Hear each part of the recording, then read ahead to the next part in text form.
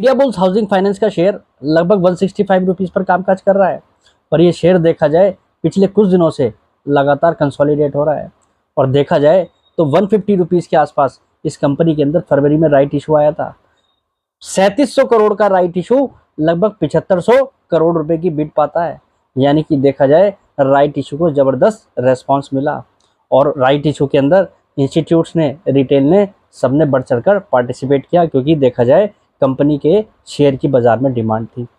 पर right issue के बाद जो इस कंपनी के अंदर तेजी एक्सपेक्टेड थी वो तेजी देखा जाए शेयर के अंदर देखने को नहीं मिली है, क्योंकि जब से बाजार का मूड बदला है, फरवरी के अंदर से गिरावट आनी स्टार्ट हुई है, ये कंपनी भी लोअर लेवल पर दिखती है। गिरावट इसमें देखा जाए तो हायर लेवल 225-227 रुपये से गिरकर ये 165 रुपये पे आ चुका है।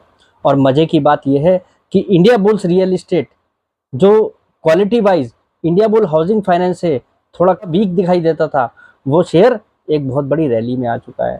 तो ऐसे क्या कारण है इंडिया बुल हाउसिंग फाइनेंस जो इस समय कंसोलिडेट हो रहा है या आप कह सकते हैं तेजी नहीं दिखा रहा है, उसके पीछे ऐसे क्या कारण है, तो चलिए जानते हैं।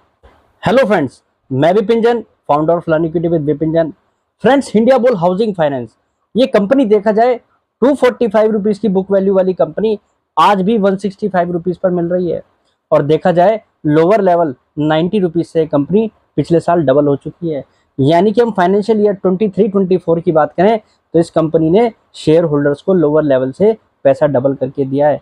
और सच बात ये भी है कि हायर लेवल से इस कंपनी के अंदर करेक्शन भी दिखी है। देखने वाली बात यहाँ पर यह है, कंपनी ने अब तक जितना भी डेट पास्ट में लिया था उसको ईजिली चुकाया है। यानी कि जो कंपनी के करंट ऑपरेशंस हैं उससे कंपनी को जो प्रॉफिट आ रहा है, या आप कह सकते हैं जो बिजनेस कंपनी इस समय चला रही है, किसी भी तरीके का कोई भी इशू नहीं दिखाई देता। ये कंपनी इस फाइनेंशियल ईयर के अंदर अब तक तीनों क्वार्टर में प्रॉफिटेबल है और इस फाइनेंशियल ईयर के आधार पर भी एक प्रॉफिटेबल कंपनी होगी और पिछले फाइनेंशियल ईयर के अंदर भी एक प्रॉफिटेबल कंपनी थी। और मज़े की बात यह है कि कंपनी लगातार अपनी वर्कफोर्स को बढ़ा रही है, लगातार अपनी ब्रांचेस का एक्सपेंशन कर रही है। तो आप देखिए कंपनी का बिजनेस भी ग्रो हो रहा है और साथ ही साथ कंपनी ने पिछला जो भी यहाँ पर डेट लिया हुआ था उसको इजीली रीपे किया है। फिर जैसा मैंने आपको बताया कि कंपनी का राइट इशू और सब्सक्राइब होना ये बताता है कि इन्वेस्टर अब इसके अंदर इन्वेस्टेड रहना चाहते हैं। LIC के पास भी इस कंपनी के अंदर स्टेक है। और देखने वाली बात यहाँ पर यह भी है कि इस कंपनी का मैनेजमेंट बड़ा कॉन्फिडेंटली इस कंपनी को लेकर पॉजिटिव बातें करता है। और देखिए आप, मैनेजमेंट का ये तक कहना है कि FY26 तक ये कंपनी जो है लगभग 15% की ROE वाली कंपनी होगी, डबल डिजिट ROE वाली कंपनी होगी। यानी कि इस कंपनी के प्रॉफिट में काफ़ी बड़ा आपको उछाल दिखने वाला है अगले 2 सालों के अंदर। और ये कंपनी के प्रॉफिट में जो सुधार है वो अब आपको रेगुलर दिखता रहेगा, क्योंकि कंपनी का बिजनेस इस समय अच्छी तरीके से चल रहा है। मैनेजमेंट की माने तो डिसबर्समेंट में, रिटर्न ऑन एसेट्स में, NPA में, सभी चीज़ों में यहाँ पर मैनेजमेंट को सुधार दिखाई देता है। और फिर ये कंपनी देखा जाए RBI से अप्रूवल भी लेने वाली है। अब ये कंपनी NBFC के तौर पर भी काम करने वाली है।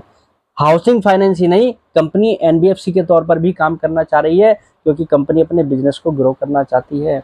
और मज़े की बात यह है कि ये कंपनी इस समय फुल्ली सिक्योर्ड करके अपने लोन बांट रही है। रिटेल पर कंपनी फोकस कर रही है।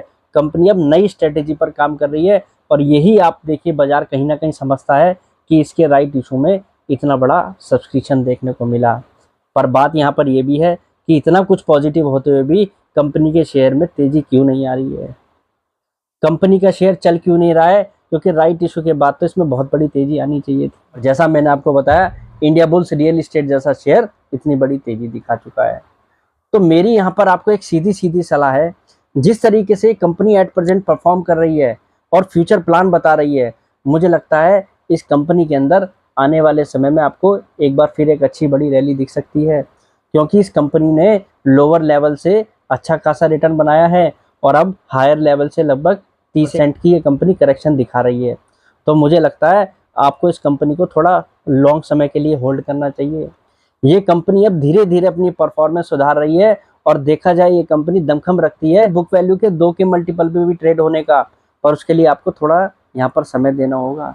ये कंपनी आपको यहाँ से तेजी दिखा सकती है, पर आप यहाँ पर थोड़ा वेट कीजिए, क्योंकि जिस तरीके से कंपनी परफॉर्मेंस दिखा रही है, जिस तरीके से कंपनी के फाइनेंशियल्स हैं, फंडामेंटल्स है, वैल्यूएशन है, उनका मैच होना यहाँ पर बहुत ज़रूरी है। जैसे इंडिया बुल्स रियल इस्टेट के अंदर बाजार अब कंपनी को लेकर पॉजिटिव हो रहा है, क्योंकि कंपनी के अंदर लोअर लेवल पर काफ़ी कुछ सुधरता दिखाई दे रहा है। कंपनी ने जो पास्ट में दिक्कतें रही उनको दूर करा है। ऐसा ही हाल इंडिया बुल हाउसिंग फाइनेंस का है। इस कंपनी की बुक्स भी आरबीआई के पास ऑडिट हो चुकी हैं, यानी कि बुक्स में अब यहाँ पर किसी भी तरीके की परेशानी नहीं दिखाई देती। और फिर सुनने में तो ये तक आ रहा है कि कंपनी का नाम भी चेंज होने वाला है। कंपनी का नाम जो है सनमन फाइनेंशियल्स होने वाला है। उसके बाद मुझे लगता है इस कंपनी को देखने का नज़रिया लोगों को और बदलेगा। तो इंडिया बुल हाउसिंग फाइनेंस जिन लोगों के पोर्टफोलियो में है, उन्हें इस कंपनी को थोड़ा समय देना चाहिए। इस गिरावट में घबराने की जरूरत नहीं है। आप इस कंपनी को कन्विक्शन के साथ होल्ड कीजिए। ये निश्चित रूप से ये कंपनी दमखम रखती है, यहाँ से भी डबल होने का ईजिली, क्योंकि इंडस्ट्री में अगर देखा जाए तो ये कंपनी ऐसे वैल्यूएशन पर हैं जो लॉस मेकिंग कंपनियों को वैल्यूएशन मिलते हैं। ये प्रॉफिटेबल कंपनी एट प्रेजेंट देखा जाए अपने बुक वैल्यू के भी डिस्काउंट पर अवेलेबल है। तो यानी कि ये कंपनी जो है काफ़ी बड़े डिस्काउंट पर इस समय मिल रही है। तो मेरी नज़र में India bull housing finance long term के लिए एक होल्डिंग बैट है, ना कि यहाँ पर आपको इस कंपनी को गिरावट में बेचना चाहिए। तो आज के लिए इतना ही। कल फिर मुलाकात करते हैं एक नई वीडियो के साथ। फिलहाल के लिए